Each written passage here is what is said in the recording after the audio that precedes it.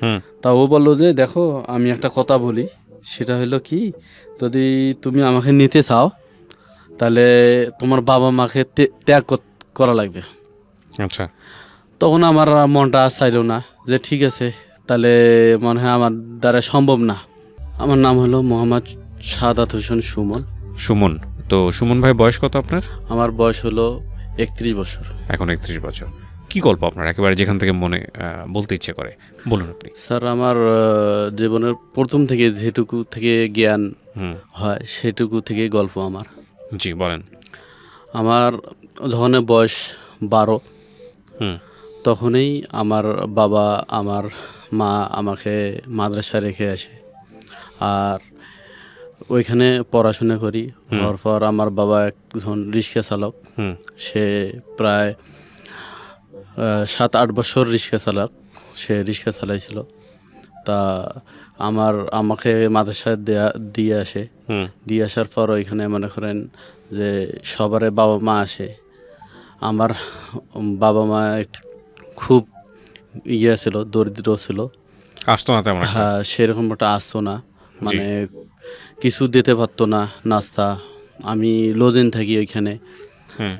লজিনে ওইখানে 3 বেলা খাওয়া দাওয়া করি আর পড়াশোনা করি। আর বিকেল টাইমে মন খারাপ থাকলে আমি বাইরে বসে থাকি। বসে থেকে সবার বাবা মা আসে, আমার বাবা মা আসে না, এই কারণে আমি সব সময় কাঁদতাম আর ওইখানে বসে থাকতাম সব সময়। তারপরে হঠাৎ 2 সপ্তাহ 3 সপ্তাহ পর আসে। আসার পর আমাকে মানে দেখাশোনা করি, যেটুকু দেওয়ার সেটুকু দিয়ে চলে যায়। আর বলে যে বাবা খুব আমরা কষ্টে আছি, একটু ভালো করে পড়াশোনা করিও। হুম। তারপর ওইখানে 3 বছর আমি পড়াশোনা করি। হুম। হওয়ার পর ওইখানে আমার মামা নিজে শিক্ষক ছিল। তারপর ওইখান থেকে চলে আসি। আসার পর মানে আমার পড়ালেখা আর হইলো না, খুব অভাব আসিয়া সেরকম একবেলা আমরা ভাত খাইতাম। তা আমাদের ওইখানে বিড়ির কাজ ছিল।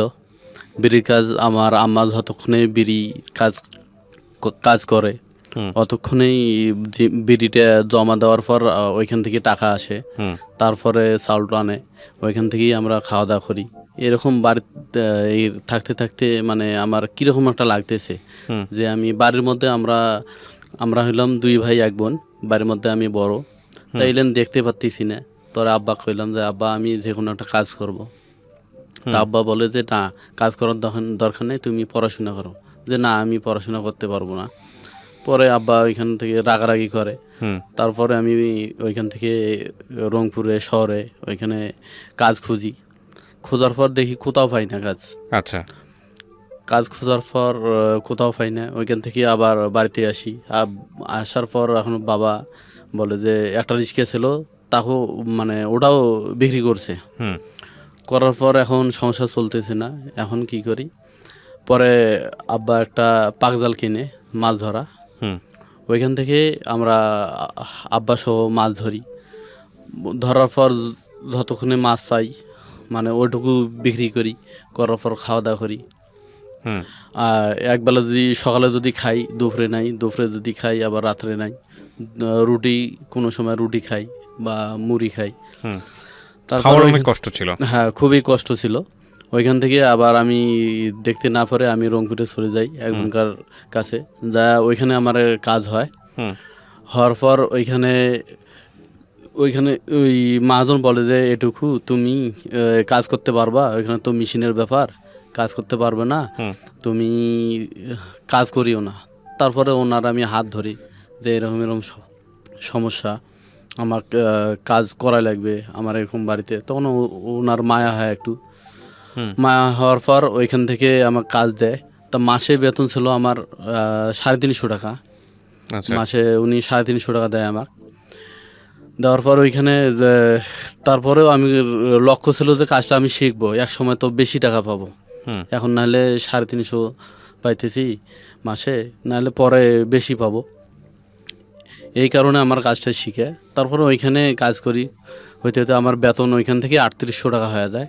আচ্ছা। হওয়ার পর একটু সংসারে ভালো দেখতেছি, হুম। মানে ভালোই করতেছি। চাউলের টাকাটা তো মাসে আমি দিতে পারতেছি, এটা আমার ভালো লাগতেছে। হুম ওইখানে থাকতে থাকতে বন্ধু বান্ধব আসছিল ওইখানকার। হুম থাকার পর ওদের সাথে মিশার পর আমার এক মেয়েকে পছন্দ হয় ওইখানকার। হুম যত কষ্ট হোক তারপরে ওই জগৎটা দেখলাম আমি অন্যরকম একটু, হুম মানে মনের ভেতরে একটু ইয়ে ছিল, দুর্বল ছিল, ও দেখে ভালো লেগে যায়। আচ্ছা তা ওর বাবা ছিল ড্রাইভার। হুম তা ওকে আমি মানে পছন্দ করি। এরকম হইতে হইতে আমি একটানা এখানে 6 বছর ইয়ে করি, কাজ করি। হুম করার পর মেয়েটা পছন্দ হয় কিন্তু বলতে পারি না আমি। তা এক দোকানে ওইখানে ছিল এক দোকান পাশে, কারখানার পাশে। হুম তা ও ওইখানে কিছু মানে নিতে আলছে। হুম আসার পর দেখা, তারপর হঠাৎ করে আমি ওর পাড়া দেই একটু। হুম দেওয়ার পর ও মুচকি হাসি ওইখান থেকে চলে যায়। আচ্ছা তখন থেকে একটু মানে ও আসে ওই সময়, আমি যখন লাঞ্চের সময় বাইর হই হুম তখন ও আসে। আসার পর মানে একটু চোখে কথা হয়, তখন আমার দুঃখটা একটু হলেও মানে ইয়ে হয়ে যায়। হুম মানে তখন আর ওইটা বাড়ির সেরকম একটা মনে পড়ে না যে আমি কষ্টে আছি। হুম তারপরেও আমার এদিকে ঠিক আছে যে মাসে আমাকে টাকা দেওয়া লাগবে, হুম দুইটাই আমি ঠিক রাখছি। রাখার পর মানে ওকে আমি প্রস্তাব দিই সরাসরি। মেয়েটা খুব ভালো ছিল, আমি ওকে পছন্দ করি, এমন তো 5টা ছেলে ওকে পছন্দ করে। হুম করার পর ও ছেলেগুলো না আমাকে থ্রেট দেয়। হুম দেওয়ার পর বলে যে না, ও মেয়ের সাথে সম্পর্ক করতে পারবি না। তা আমি কই যে না, আমি ঠিক আছে সম্পর্ক করতে পারি না, মেয়েটা যদি আমাকে নিজে বলে হুম যে আমার সাথে সম্পর্ক করিও না তাহলে করবো না। তা ও বলে, ও পরে ছেলেগুলান আমাকে ডাক দেয় মাঠে, এক মাঠে। তা ও স্কুল দিক দিয়া শেষ হয়ে হুম আসার সময় ও দাঁড় করায়। দাঁড় করার পর ওকে বলে যে তুমি কাকে চাও, হুম আমরা কোনো গন্ডগোল করব না, তুমি যাকে বলবে তাকে আমি ইয়ে করব, আমরা সিলেক্ট করব। তা ও মুখে বলে দেয়, তখন আমার চেহারা ভালো ছিল। হুম সবাই আমাকে মানে কি বলবো, নিজের প্রশংসা করতে নাই, আগে ছোটোতে খুব ভালো চেহারা ছিল।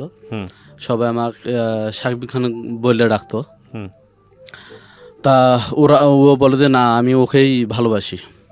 তারপর এই কথাটা ওরা চালাকি করি ছেলেরা ওর বাবার কানে দেয়, আপনার মেয়ে তো এরকম এক ছেলেকে ভালোবাসে, ছেলের তো কিচ্ছু নাই, ও এক কোম্পানিতে চাকরি করে। তা ওর কান্নাকাটি করার পর ওর বাবা ইয়ে করে পাঠিয়ে দেয় ঢাকায়। ঢাকা পাঠিয়ে দেওয়ার পর আমি 3 বছর ওইখানে ছিলাম, ওর কোনো খবর পাইনি।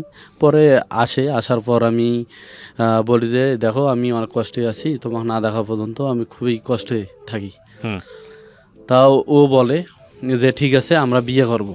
তখন ওর বয়সও খুবই কম, মানে 17 বছর। তা আমি ওইখান থেকে বান্দা নিয়ে যাই বলতে ও আমাকে ডাক দিছে ও নানার বাড়িতে, যে এখানে আসো, আমরা এখান থেকে ঢাকা চলে যাব দুজনে। হুম পরে ওইখান থেকে আমাদেরকে ছেলে ধরছে, ওইখানে কয়েকটা ছেলে আমাদেরকে টার্গেট করছে যে এরা হয়তো বাড়ি থেকে ইয়ে করি আলছে, ওরা হয়তো চলে যাবে। এখানে ছেলেগুলো ভালো ছিল না, ওইখানকার আটকার পর আমার 3 দিন আমাকে এক ঘরে রাখে, মারধরও করছে আমাকে। তারপরে ওর নানাকে খবর দেয় যে এরকম আপনার নাতনি অমুক জায়গায় আসিয়া এরকম একটা ছেলেকে নিয়ে এরকম বেয়াদবি করছে, আমরা আটকায় দিছি, আপনারা আসেন। হুম পরে আসার পর আমার বাবা মাকেও ডাক দিছে, আমার মা আসে নাই। তা আমার আলছে, বাবা আলছে, চাচা আলছে, তারপরে আমার যে কারখানায় চাকরি করতাম উনি বড় ভাই আলছে। আসার পর ওইখানে ওই ছেলেগুলোকে মানে চেয়ারম্যানও ছিল, ওই ছেলেদের দাবি করছে যে আমরা এরকম ধরছি, আপনাদের কোনো ক্ষয়ক্ষতি করি নাই, কারো মারধর করি নাই, তা আমাদেরকে টাকা দেওয়া লাগবে। তা ওরা এক পর্যায়ে দাবি ধরে বসে। তখন আমার সেদিন আমার বোনের বিয়ে ছিল, হুম আমি শুধু দেখা করতে আলছি, আমার বোনের বিয়ে ছিল সেই দিন। তা আমি আলছি, তা যখন খবর পাই তখন বাড়িতে অনেক কান্নাকাটি হয়ে যায়, আমার বোনের বিয়ে পর্যন্ত ভাঙতে ধরছিল হুম যে এরকম বিয়ে আমরা দেব না, ওর বোনকে আমরা বিয়ে করাবো না। হুম তা অনেক অনুরোধ করি, আমার মামা ভালো ছিল, ও অনেক অনুরোধ করে ঠিক আছে ওর কপাল ও ইয়ে করছে, এর কপালে তো দুঃখ দিয়ে লাভ নাই, আপনারা এটা ইয়ে করেন। তা ওরা ওই বিয়ে অফ থুয়ে আবার আসে, হুম আসার পর দেখে যে এরকম ঝামেলা। পরে আব্বা আমাকে জিজ্ঞাসা করলো যে আমি কি টাকা দিয়ে যাব তোমাকে নিয়ে, না মেয়েকে নিয়ে যাব? হুম মেঘ দেখিয়ে আব্বার খুবই পছন্দ হয়েছে, যে না ছেলের পছন্দ আছে। পরে ওইখানে বিয়ে হলো, কাজী আমাদেরকে বিয়ে পড়াবে না, হুম অল্প বয়স মেয়ের। তারপরে অনেক করে ম্যানেজ করে বিয়ে হইলো। হুম হওয়ার পর আমি বাড়িতে নিয়ে আসি, আসার পর দেখি যে আমার সংসারে আর মানে খুবই একটা অন্যরকম পর্যায়ে একজন বাড়তি হইলো। হুম আমার ছোট ভাইটা আবার লেখাপড়া করে ওই রংপুর মাদ্রাসায়।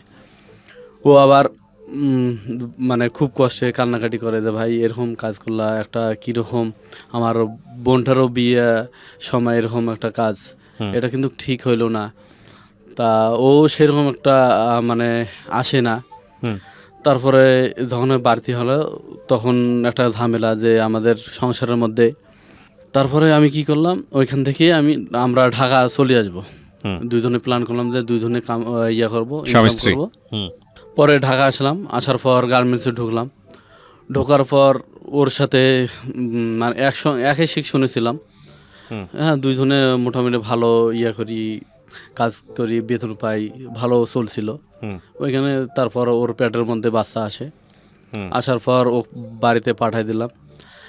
পাঠিয়ে দেওয়ার পর ও বাড়িতে পরে বাচ্চাটা হইলো, আমার মেয়ে বাচ্চা। তা ডাক দিল যে ওইখানে আর থাকার দরকার নাই, তুমি বাড়িতে আসো। পরে আমি চাকরি ছাড়ি দিয়ে বাড়িতে গেলাম। আমি আবার ওই কোম্পানিতে যোগাযোগ করলাম যে ওইখানে চাকরি করব। পরে মাঝনকে বললাম, তা মাঝন বললো যে ঠিক আছে, তোমার বেতন আমি 6,000 টাকা করে দেবো। হুম পরে হ্যাঁ ঠিক আছে। পরে ওইখান থেকে আমার ওই বউ বলতেছে যে আমি কেমন হয়ে যায়, ভবিষ্যৎ আমাদের আছে। হুম তা আমি রংপুরে এরকম একটা পাপোশ কোম্পানি, তা আমি ওইখানে ঢুকতে চাই, হুম ওর বাড়ির নিকটেই। তা আমি কই যে না, আমি যেটুকু কামাই করি আল্লাহর রহমতে ওইটা নিয়ে যথেষ্ট। হুম না, ও বলতেছে যে না আমি করব, আমার ভবিষ্যৎ আছে, আমার মেয়ের ভবিষ্যৎ আছে। তা এক সময় বললাম যে না, ভাবলাম যে না তাহলে করুক, যখন আমার বেতন টেতন বাড়বে নাহলে ওইখান থেকে আবার নিয়ে আসবো। হুম পরে ও করতেছে, করার পর 1 মাস 2 মাস করার পর আমাকে আবার ডাক দিছে যে তোমাকেও এখানে কাজ করা লাগবে। হুম তা আমি বললাম না, আমি যেখানে আছি এখানে ভালো আছি। কয় না, আমার যাতায়াতের সমস্যা হয়, একসঙ্গে থাকলে ভালো হবে। পরে আমি মানে ওইখানে ঢুকি। ঢোকার পর আমি শুনি মানুষের কাছে যে ওর সাথে নাকি এক ছেলের রিলেশন আছে। আচ্ছা। পরে আমি বিশ্বাস করি না যে না, এটা হতে পারে না, যেহেতু আমাদের লাভ ম্যারেজ করে বিয়ে, আমাদের সংসারে তো সেরকম একটা ওক নিয়ে অশান্তি নেই। হুম তা ও এরকম ধরনের কাজ তো করতে পারে না। তা ছেলেটা খুব বিশ্বাসী আমার ছিল। তা বললো যে দেখ, আমি খারাপের জন্য বলতেছি না, আসলেই সত্য। হুম পরে আমি কি করলাম, ওর একটা মোবাইল ছিল, তা মোবাইলটার মধ্যে অটো রেকর্ড আমি চালু করে দিছি। হুম ও বুঝতে পারেনি। আচ্ছা। পরে ওর সাথে করছি, কথা বলে একদিন 2 সপ্তাহ পর আমি করছি, মোবাইলটা নিয়েছি। হুম। নেওয়ার পর বলছি যে তোমার সেটটা দাও, আমি একটু কাজ করব, তা তুমি আজকে চলে যাও। ও চলে গেছে। আমি দেখি যে অনেক রেকর্ড হয়েছে। হওয়ার পর আমি শুনি হুম ওরা প্ল্যানও করছিল চলে যাওয়ার জন্য। তারপরে আমার মাথা তো অন্যরকম হয়ে গেল যে না, ও তো আমি ভালোবাসা করি, সম্পর্ক করে বিয়ে করলাম, ও আবার বাচ্চা হইলো, তারপরে অন্য ছেলে নিয়ে চলে যাবে। হুম তা ওকে আমি এককভাবে জিজ্ঞাসা করি। হুম পরে পরের দিন আমি যাইতে দেইনি। না দেওয়ার পর ওকে বলছি যে আজকে যাইতে পারবো না, তোমার সাথে কিছু কথা আছে। হুম তা ও আর যায় না। যাওয়ার পর আমি কথাগুলো জিজ্ঞাসা করলাম, কয় না, আগে আমি শুনেই নেই রেকর্ড। হুম কয় না, এটা তোমাকে ভুল বলছে আর তোমার ভুল ধারণা। তা আমি বুঝাইলাম যে দেখো, যে এটা কিন্তু ঠিক না, আমাদের একটা মেয়ে আছে। তা ও বলছে যে না, আসলে দেখো এটা মিথ্যে। হুম তা আসলে ও আমার খুবই ভালোবাসছিল, আমিও খুবই ভালোবাসছিলাম। এর মাঝে যে এইটা ঢুকবে আমি ভাবিও পাই নাই। হুম পরে ওকে আমি জিজ্ঞাসা করলাম, যখন রেকর্ডটা ছাড়ি দিছি তখন ওর মাথা অন্যরকম হয়ে গেছে। পরে আমি চেক দিতে না পারি, আমার মানে ও বাড়ি মারছি, অনেক কিছু গায়ে হাত তুলেছেন? মারামারি করছে। হ্যাঁ। মারার পর ও অসুস্থ হয়ে যায়, ওর বাবা মাকে খবর দেয়। তারপর ও বাবা মা আসে, আসার পর পরে আমি কি করছি, ওই ছেলেকেও ডাক দিছি, আমাদের পাশের গ্রামের ছেলে। হুম ডাক দেওয়ার পর ও মানে কাউন্সিলর আমাদের মীমাংসা করে দিল, আমি তো ইয়ে করবো না, মানি নেব না। হুম তারপরও কইল যে দেখো এটা তো একবারে ওরা ইয়ে করে নাই, শুধু কথাবার্তা বা একটু ভালোবাসা এইটাই, ওরা তো কোথাও যায় নাই, আর এমনকি অন্য সম্পর্কও গড়ে তোলে নাই। তাই এটা মানি নাও। পরে মানি নিলাম, নেওয়ার পর আবার সংসার করতেছি, ওখার যাইতে দিই না, আমি একাই কাজ করি। হুম দেওয়ার পর পরে আব্বা একটা দোকান দেয় আমাদের বাজারে। দোকান দেওয়ার পর মোটামুটি আল্লাহর রহমতে ভালো চলছে। হুম ওইখান থেকে পরে ও এইখান থেকে চলে যায়, কি নিয়ে যেন আমাকে এ পর্যন্ত বুঝতে দেয় নাই। হুম ও চলে যায়, যায় ওইখানে আটক হয় ওদের বাড়িতে। তা আমি এত খবর পাঠাই, এত কিছু বলি, ও ইয়ে হয় না, আসে না, আমাকে ডাকে। আমি যখন একদিন গেছি, যাওয়ার পর ওর মা ওর আব্বা ভালো কথাই বলছে, আমাকে অনেক বুঝাইছে। তা আমার বউ বলতেছে যে দেখো আমি ওই এইভাবে হইলে তো আমার আমার দোষী দিতেছে ও, হুম যে ওইখানে আমি থাকবো না, তুমি এইখানে দরকার হলে থাকো, আমরা এইখানে দুইজনে কাজ করব, এইখানে থাকবো, এখানে সব কিছু হবে, ওইখানে আর যাব না। হুম আমি বলি, না এটা হতে পারে না, আমি আমার বাবা ছাড়া থাকতে পারবো না। পরে অনেক কথা হওয়ার পর ওইখানে আমি চলে আসি, ওকে আমি খবর পাঠাই, ও ওইখান থেকে আবার ওর নানার বাড়িতে, হুম ওইখানে অনেক খবর পাঠাই, ও আসে না। তারপরে আমি কি করলাম, যে 3-4 মাস হয়ে যায় আসে না। তা আমি বললাম যে আমি কি যাই নিয়ে আসবো, সেটাও ও বলে না। হুম পরে আমি কি করলাম, উকিল উকিল নোটিশ পাঠাইলাম। আচ্ছা পাঠার পর ও তারপরে কোনো কিছু জবাব দেয় না। পরে আরেকটা পাঠাইলাম, তারপর 3টে এরকম করে পাঠাইছি। পাঠার পর ও কোনো জবাব দেয় না। দেওয়ার পর আমি কি করি, এক পর্যায়ে আমি ওকে মানে ডিভোর্স দেওয়ার সিদ্ধান্ত নেই, হুম যে না ওকে আমি দেবো, ডিভোর্স দেব। দিতাম না। আরও একটা আছে এখানে, আরও এক জায়গায় শুনি যে ওর এরকম মানে রিলেশন, ওর আমার বিয়ের আগে রিলেশন ছিল, ওটা মানে আমার অজান্তে ছিল। হুম আমি যখন রিলেশন করি তখন ছিল না, এর আগে ছিল। আচ্ছা পরে ও ওইখানে আমি একজন খবর দেয়, এটা সত্য না মিথ্যে এটা এ পর্যন্ত আমি জানি না। হুম পরে শুনি যে ওই ছেলেটার সাথে নাকি সম্পর্ক খুবই হয়ে গেছে। আমাকে একজন বলে যে এরকম এরকম তোর বউকে দেখলাম ওর সাথে ঘুরতে। আমার তো মাথা আবার অন্যরকম হয়ে গেল, যে না এর তো রাখা যাবে না। পরে কি যে আমার ওইখানে আমি সেরকমটা বুঝতে পারি নাই, হুম আমার ভুল ওইখানে। আমি যদি ওকে নিয়ে থাকতাম, ওকে নিয়ে করতাম, তাহলে মানে ভুলটা যদি বুঝতে পারতাম, হুম তাহলে মানে হ্যাঁ আজকে। যাই হোক, হ্যাঁ, কি হলো তারপর, কি করলেন হ্যাঁ, আপনি? তারপরে ওইখান থেকে আমি ডিভোর্স দিলাম। হুম ডিভোর্স দেওয়ার পর ও সাইন করে নেয়। পরে আমাকে এসে বললো যে ও তো মানি নেয় নাই, তা কি করবেন? তা আমি কই দেখেন আপনি যেটা ভালো মনে করেন সেটা করেন। পরে উনি যায় ওইখানে চালাকি করে ওনার সিগনেচার নিয়ে আসে। হুম নিয়ে আসার পর মনে করেন আমাকে দিছে। তারপরে আমি এইখান আর বাড়িতে থাকলাম না। মেয়েটা আমার কাছে ছিল। ওর 4 বছর তখন বয়স ছিল 2 বছর। হুম তখন ও নিয়ে গেছে, ওর সাথে ছিল। পরে আমি আবার নিয়ে আলছি, হুম অনেক কৌশলে নিয়ে আলছি। নেওয়ার পর আমি ঢাকা আসি। আসার পর 3-4 বছর ছিলাম ঢাকায়। হুম থাকার পর ওর সাথে হঠাৎ একদিন কথা হয়। হওয়ার পর আমি দেখি যে মেয়েটার খুব মা ছাড়া খুব সমস্যা, হুম কান্নাকাটি করে। তখনই ওকে আমি দিলাম যে দেখো আমি ভুল স্বীকার করতেছি, আমারে ভুল, আমি আবার তোমাকে আমি নিতে চাই। হুম তা ও বললো যে দেখো আমি একটা কথা বলি, সেটা হলো কি, যদি তুমি আমাকে নিতে চাও তাহলে তোমার বাবা মাকে ত্যাগ করা লাগবে। আচ্ছা তখন আমার মনটা চাইল না, যে ঠিক আছে তাহলে মনে হয় আমার দ্বারা সম্ভব না। আমি তখন বাবা মা আমার ফোন করে বলতেছে বাড়ি থেকে যে তুই বাড়িতে আয়, এরকম একটু ইয়ে আছে, খুব দরকার আছে, এমার্জেন্সি। তা আমি পরে ঢাকা থেকে চলে যাই। যাওয়ার পর আমার বলতেছে, আম্মা বলতেছে যে আমার শরীরের অবস্থা ভালো না, তা তোকে আমি বিয়ে দিতে চাই। হুম তা আমি বললাম যে না, এখন আমি বিয়ে করব না, পরে করব।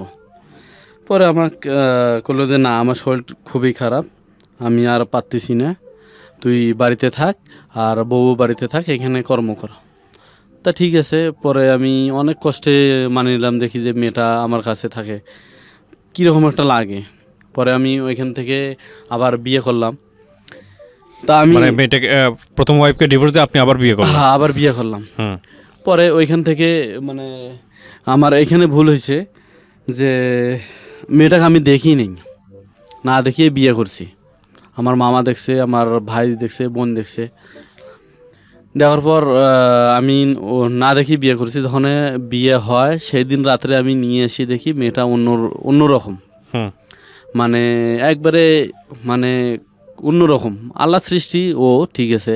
হুম তারপরও আমার মানে তখন বয়স ছিল অন্যরকম, হুম মানিয়ে নিতে পারিনি যে আমাকে এটা কি দিল।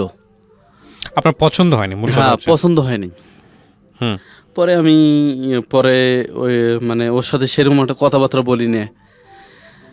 ও অনেক কান্নাকাটি করে, মানে আমার সাথে ও বলে যে আমার সাথে সেরকম কথাবার্তা করো না।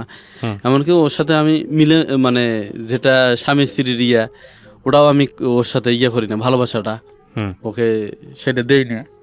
হ্যাঁ, তারপর ওর সাথে বয়স বিয়ের বয়স ধরে 1 বছর হয়ে যায়, মানে আমার মনে হয় না যে ওর সাথে আমি করছি। তারপর ও মেয়ে আমাকে বলে যে আমি থাকবো না। পরে ওইখান থেকে দেয়, মানে ও বলে যে থাকবো না। তখন কাউন্সিলের মাধ্যমে আমাকে একটা কাগজ পাঠিয়ে দেয় বিচারের, ও আসেও না। পরে আমরা গেলাম, যাওয়ার পর ও বলে যে এরকম আমি সংসার করব না। হ্যাঁ, মানুষ বলে যে, অনেক বলে যে আহ, দুনিয়ার পাপ, কেউ কেউ বলে যে দুনিয়ার পাপ দুনিয়াতে মোচন হয়। এটা মনে হয় আমার অভিশাপ। যখন মেয়েটাকে আমি ডিভোর্স দেই, হুম দিনমোহর ছিল আমার 80,000, ওইখান থেকে মাফ হয় 20,000, হওয়ার পর 60,000 টাকা আমি বুঝাই দেই। তখন ওর আম্মা, তারপরে ও হুম অনেক কান্নাকাটি করছে, করার পর আমাকে বলছে যে তোর ভালো হবে না। হুম তারপর ওইখান থেকে আমি করি, অটো চালাই। ওই বাদ দিলাম ওইখানে চাকরি। মানে আপনার দ্বিতীয় স্ত্রীটাও চলে গেল? হ্যাঁ, চলে গেল। হুম। ওইখান থেকে আমি অটো চালাই। অটো চালার পর বেশ 1 বছর পর মানে আমি অটো চালাই, আর বিয়ে টিয়ে করি না, হুম যে আর জীবনে আর বিয়ে করব না। তখন কি হয়ে যায়, হুম। আমার মার ক্যান্সার আচ্ছা। ক্যান্সার হয়ে যায়, খুব অসুস্থ। মানে দেখতেছি আস্তে আস্তে খুব অসুস্থ হয়ে যাইতেছে, শুনে হয়ে যাইতেছে। হুম তারপরে ধরাত পড়লো যে ওনার বৃষ্টি নাকি ক্যান্সার। Breast cancer? হ্যাঁ। হ্যাঁ। তা ডাক্তার অনেক দেখাই, দেখার পর একটা প্রথম অপারেশন করাই।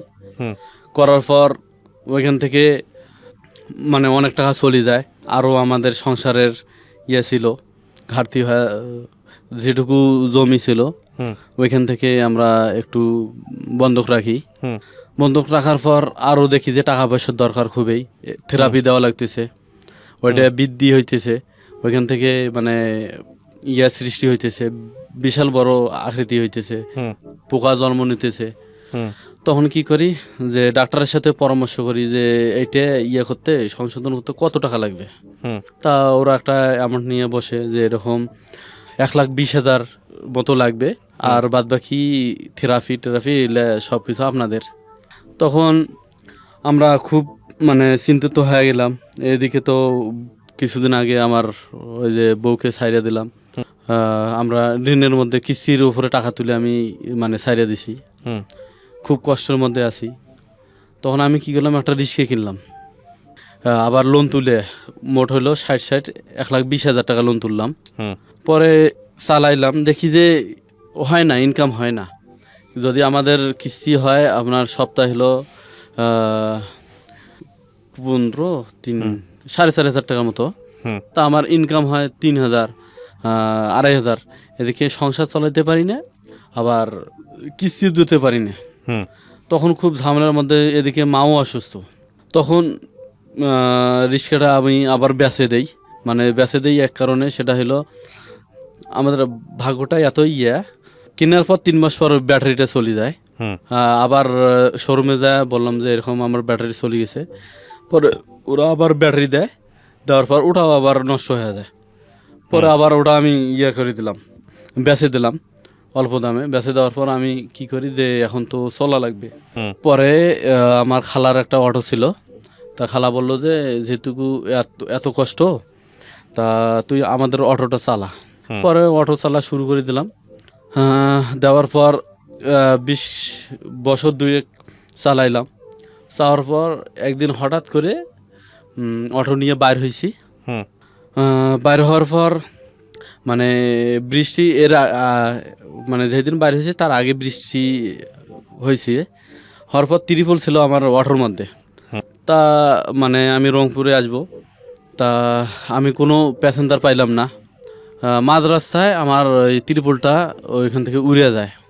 উড়ে যাওয়ার পর আমি ত্রিপলটা ভাঁজ করতেছি। ওই সময়ের মধ্যে ওই মানে থেকে পাশের এক গ্রাম থেকে মানে রাস্তার মধ্যে 2 জন লোক আসতেছে, ইশারা করতেছে ওরা যাবে। তা আমি বললাম যে ঠিক আছে, আমি ত্রিপলটা ওরাও আসুক। পরে আমি ত্রিপলটা গোছার পর ওরা আসার পর আমার অটোর মধ্যে আমাকে বলতেছে যে আমরা যাব, সামনে যাব, রিজার্ভ যাবে নাকি। পরে আমি বললাম যে ঠিক আছে, না রিজার্ভ তো আমি যাব না, আপনি অন্য দেখেন, অটো দেখেন। তা বললো যে না, মানে একটু নিলে ভালো হয়। তা আমারও মনটা সেরকম করলো।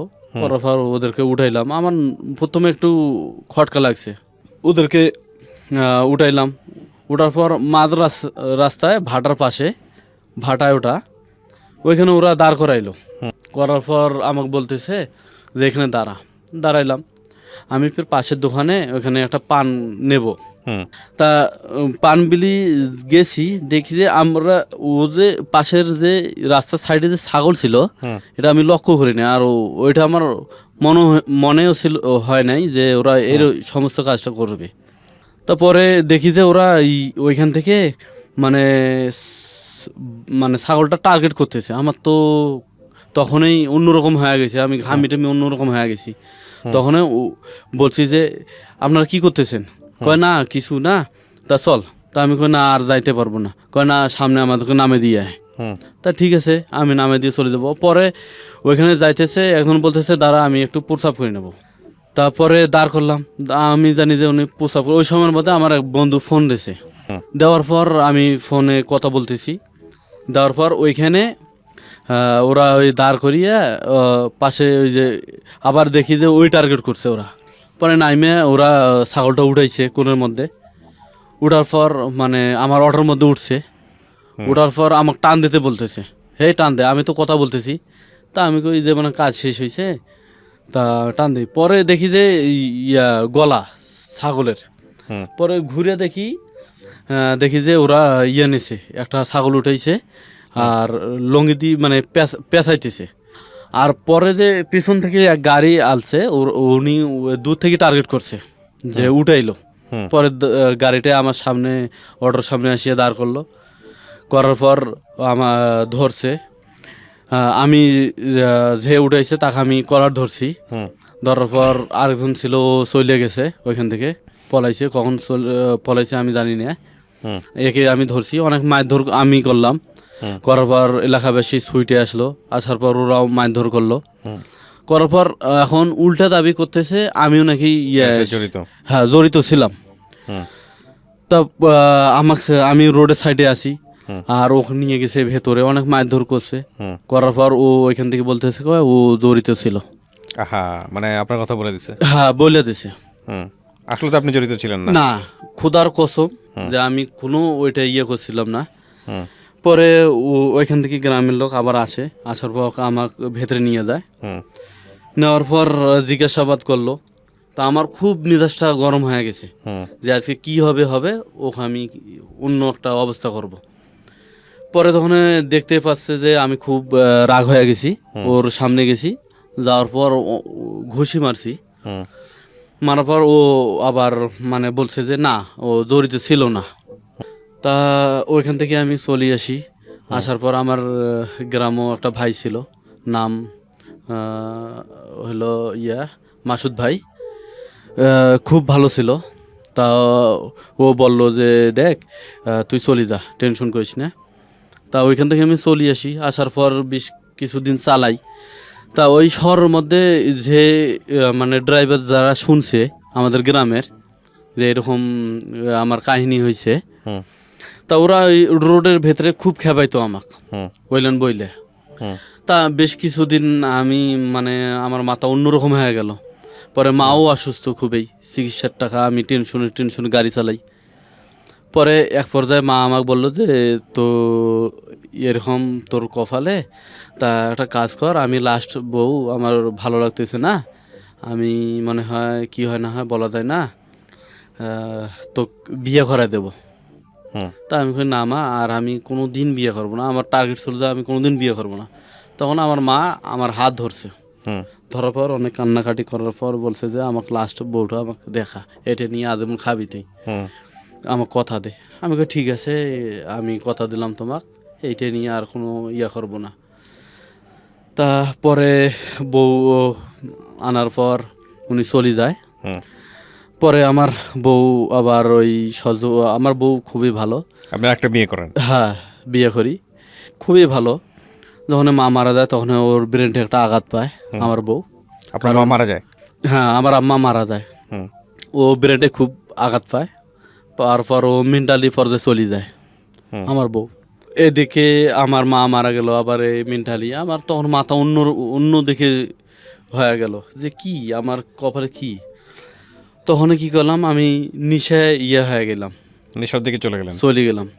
প্রত্যেক দিন মনে করেন আমার বন্ধু বান্ধবের সাথে ঝাঁকি বলে একটা জিনিস আছে, হুম এটা আমি খাওয়া শুরু করে দিই। প্রায় 1-1.5 বছর আমি খাই। খাওয়ার পর দেখি যে অন্যরকম আমার হয় না। তখন আমি আবার ট্যাবলেট খাওয়া শুরু করে দিই। সেটা হলো হওয়ার পর আমার ওইখান থেকে আমার স্বাস্থ্য অন্যরকম হয়ে যায়। মানে আমি নিজেকে নিজে চিনতে পারিনি। ওটা যে এমন জাতীয় যে ওটা চেহারাকে ফুলায়। পরে ওইখান থেকে আমার চেহারা অন্যরকম হয়ে যায়। হওয়ার পর আমি পরে করি, সমস্ত কিছু বাদ দিয়ে। তখন ওই যে দুর্ঘটনা হওয়ার পর ওই অটোর মধ্যে তখন আমি ছাইড়ে দিই অটো। হুম দেওয়ার পর ওইখান থেকে আমি দোকান দিই গ্রামে। দেওয়ার পর আমি দোকান করি প্রায় 1-1.5 বছর। হুম দেওয়ার পর দেখি যে চলতেছে না, আবার ঋণ আছে। হুম তো পরে আমার মেয়েটাকে এই মাদ্রাসায় ভর্তি করে দিলাম। ওর বয়স তখন হয়ে গেল 7 বছর। জি মেয়েটাকে ভর্তি করে দিলাম মাদ্রাসায়। আমার নিয়ত ছিল যে ওকে আমি হাফেজা বানাবো। হুম মাদ্রাসা ভর্তি করে দেই, দেখি যে দোকান থেকে মাসে 1,000 টাকা পাঠিয়ে দেই, আবার নাস্তা খরচ 500 টাকা, আবার সংসার খরচ। দেখি যে অন্যরকম একটা টানা হয়ে গেল, দোকান দিন দিন কমে যাইতেছে, আর এদিকে তো নিশাও আছি। পরে ওইখান থেকে কি করলাম, দোকানটা ভাড়া দিলাম। দেওয়ার পর আমার বউ নিয়ে ঢাকা চলে আসি আবার, এই 3 নম্বর বউকে নিয়ে। হুম আসার পর আমি এক কোম্পানিতে চাকরি নিয়ে আসি। হুম নেওয়ার পর ওইখানে বেশ কিছুদিন চাকরি মানে আমার জয়েন করার 4 দিন পর আমি অসুস্থ হয়ে যাই। যখন সমস্ত আমি ছাইড়া দিই যে আর করবো না, খাবো না, তখনই না খাওয়ার পর্যায়ে আমার মানে অন্যরকম হয়ে গেল। আমি দেখতেছি যে পৃথিবীতে আমি আছি কি না নাই, আমি ধান্দায় ধান্দায় চলি, রাস্তার মধ্যে ধান্দায় চলি, মানে খাবার খাই ধান্দায়, গোসল করি ধান্দায়। স্পষ্ট যে একটা লোক, এটা আমি দেখতে পারি না, আর কাউকে বলতেও পারি না। হুম এইভাবে চলতেছি, মাছ যে কোন দিক দিয়ে যায়, দিন কোন দিক দিয়ে যায়, আমি কোনো কিচ্ছু কিছু বুঝতেছেন বলতে না। পারি না। হ্যাঁ। তারপর আমি কি করলাম, খুবই অসুস্থ হয়ে গেলাম, ডিউটি যাই আবার মানে অ্যাবসেন্ট করি। পরে একদিন আমি অসুস্থ হয়ে যাই, ওই অফিসের ভিতরে অজ্ঞান হয়ে যাই। হওয়ার পর ওইখানে পড়ে যাই। দেওয়ার পর ওখানে আমাকে নিয়ে আসে মেডিকেলে নিয়ে আসার পর মনে করেন যে বাসা নিছি, ওই বাসায় নিয়ে আসে। নেওয়ার পর আমি দেখতেছি আমার অন্যরকম একটা লাগতেছে, দম খাটো লাগতেছে, আমার নিঃশ্বাস নিতে পারি না। পরে ওইখান থেকে আমি বাসা যাওয়ার জন্য ঠিক করি যে আমি এখানে থাকবো না, খুব অসুস্থ। এমন পর্যায়ে মানে হয় যে আমি বাসায় চলে আসি, আসার পর চিকিৎসা করি। 5 দিন আমি চিকিৎসা করার পর দেখি একটু সুস্থ। হুম তা ওইখানে আমি অফিসে বলে আলছি যে আমি 5 দিন পর 5-6 দিন আমার লাগবে সুস্থ হইতে। পরে আমি কি মনে করি আবার চলে গেলাম। মানে আমার থাকার প্ল্যান ছিল যে আমি আর ঢাকা যাব না, একটু সুস্থ লাগলো এই কারণে আমি আবার কেন জানি আবার আমি ঢাকা গেলাম, আসলাম। আসার পর আবার 1 সপ্তাহ কাজ করার পর আবার আমি অসুস্থ হয়ে যাই। তখন মেন্টালি আরও বেশি হয়ে গেল। চারুদিকে আওয়াজ আসে, এই আওয়াজে অফিসের ভেতরে ঢুকলে ওইখানে হয়তো যে ছেলেটাকে আমি ধরাই দিয়েছিলাম, আমার বিশ্বাস যে ওরা যে 3-4 জন ছিল আমাকে হয়তো মানে চিনছে যে এর অটোতে আমি এরকম করছিলাম। মনে করেন যে ওরা চিনছে, চিনার পর হয়তো ওরা সরি দিছে এখানে অফিসে। অফিসে কাজ করি, চারিদিকে সাউন্ড আসে যে এ হলো চোর, এ হলো বাটপার, এ হলো ছিনতাইকারী, রংপুরের মধ্যে ক্যাডার, অনেক কিছু মানে ঢোকা মাত্র এরকম শুরু হয়ে যায়। তা আমি মানে এটা সেরকম একটা কানে নেই যে এটা আমার মনে হয় ওই না খাওয়ার জন্যে এটা মনে হয় আলাদা একটা সাউন্ড আসছে। হুম তা আমি বেশ আবার কিছুদিন কাজ করার পর তা আমি ওইখানে আমার এক বোনাই ছিল, একসঙ্গে কাজ করতাম। করার পর ওইখানে মনে করেন যে এক ছিল, মানে কাটার ছিল, অ্যান্টি কাটার বলে। হুম তা ও নিয়ে আসে বাসার মধ্যে। হুম নিয়ে আসার পর আমাকে বলতেছে, আমি বললাম যে কি এটা? কয় এটা একটা কাটার নিয়ে আসছি, খুব ভালো কাটে। হুম তা আমি বললাম যে কোন সেকশন থেকে নিয়ে আসছেন? যে অমুক সেকশন থেকে নিয়ে আসছি। তা আমি ফির ওই সেকশনে কাজ করি। তা কই আমার তো সেরকম একটা নজরে পড়ে নাই। আমি মনে মনে ভাবলাম যে কীরকম করি একটা মানে কীরকম মানে শয়তান মানে হ্যাঁ মাথায় চাপ দিছে। হুম দেওয়ার পর আমারও ভুল ছিল, কী কারণে মানুষের অফিসের জিনিস আমি ধরবো। হুম হঠাৎ করে আমি আবার নিয়ে আসি একটা। নিয়ে আসার পর পাশের রুমে যে লোকটা, পাশের রুমে আমার যে একজন ছিল, তা ও আবার কিভাবে যেন ওইটা দেখছে। দেখার পর ওর মানে ওর সাথে আমার কিছু বললো না হয়, ওর সাথে আমার ঝগড়া হয়েছে। প্রথম যাওয়ার পর যখন আমার মেন্টালি সমস্যা হয় তখন ওর সাথে আমার ঝগড়া হয়। বাসার মধ্যে অনেক গালিগালাজ করতেছে খারাপ ভাষায়। হুম তা আমি বলছি যে এটা ফ্যামিলি বাসা, এরকম গালিগালাজ করা যাবে না, আমরা তো থাকি এখানে, মা বোন সবাই থাকে। এটা ওর মাইন্ডে লাগছে। ও অনেক দিন থেকে আমার উপরে ক্ষোভ ধরে আছে। দেওয়ার পর এই কথাটা ওই অফিসের ভিতর মনে হয় জানাইছে। জানার পর ওইখানে আরও তুমুল সৃষ্টি হয়ে গেল যে ও যদি ভালো না হইতো তাহলে এই সমস্ত কাজ করতো না। হ্যাঁ, এটা ওটা আমি মানে অফিসে ঢুকতে পারিনি। যদিও ঢুকি তাহলে বাইশ সাইড দিয়ে কান আসে, কানে আসে এরকম সমস্ত কাজ, যে এটা ওটা এই ছিনতাইকারী, ওই বাটপার, ও এরকম। তখন যে দোকানে আমি খরচা করি বাকিতে মাসে টাকা দেই, ওইখানেও বলি যে একে এরকম দেবেন না, কিন্তু ছেলেটা ভালো না। তখন ওরাও সেরকম আমাকে দেখে, সেরকম মানে গ্যাস শেষ হলেও আমাকে সেরকম দিতে চায় না, গ্যাস থাকতেও। আপনি বর্তমানে কি করছেন? বর্তমান আমি ঢাকা থেকে যাই, এখান থেকে এক হোটেলে আমি চাকরি নেই। নেওয়ার পর এখানে হেল্পারি কাজ করি। আচ্ছা, আপনার ছেলে মেয়ে কয়জন?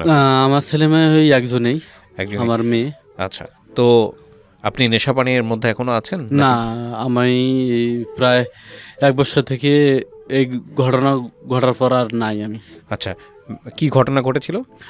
ঘটনা পরে ওই যখন এই সমস্ত কথা বলে, আমি তখনই বলছি যে আমি তো নির্দোষ, আমি তো এটা কাজ করি নাই। তাহলে আমি বাইরে আসি ইনকাম কী কারণে করতে পারবো না, কর্ম কী কারণে করতে পারবো না। বাজার যাই, সবাই আমাকে অন্য চোখে দেখে, কথাবার্তা বলে না সেরকম। তারপরে আমি কি করি, ওই সেদিন বউয়ের সাথে আমার একটু ঝগড়া লাগছে। লাগার পর আমি রুমের মধ্যে আমার মেন্টালি অনেক বাড়ছিল। বাড়ার পর কী করছি, আমি যখন দেখি এই সমস্ত, তখন আমি কি করছি, সিজার ছিল আমার রুমে, আমি সপ্তাহে এটা সিজার দিয়ে ব্যবহার করতাম।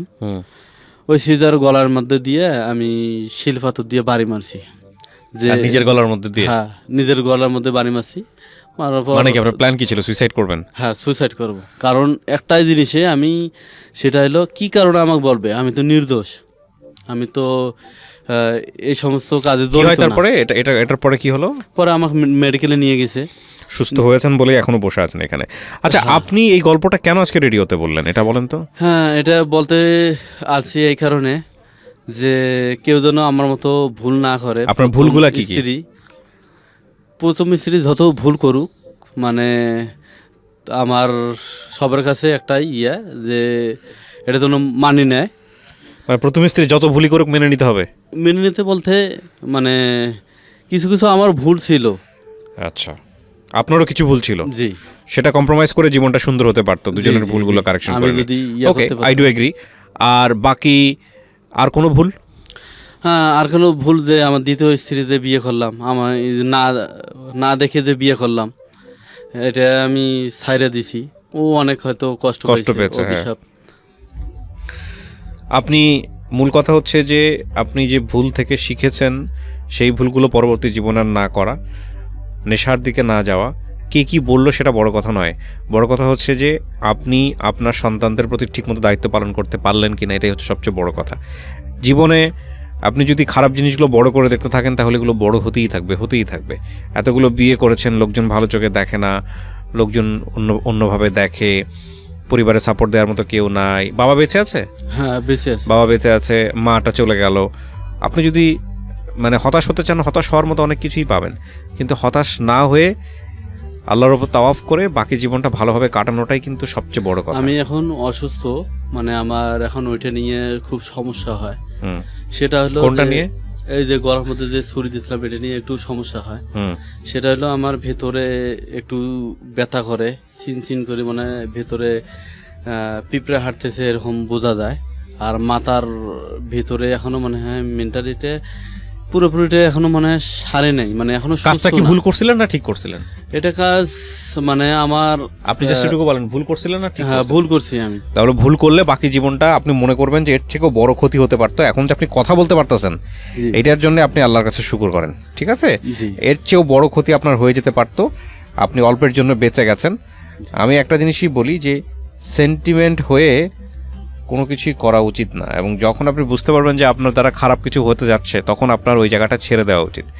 ওইখান থেকে ছেড়ে বের হয়ে যান, ওখান থেকে অন্য কোথাও যান, অন্যদিকে কোথাও কনসেন্ট্রেশন করেন। খুব কঠিন এই বিষয়গুলা, কিন্তু রাগ থেকে জীবনে আসলে ভালো কিছু হয় না।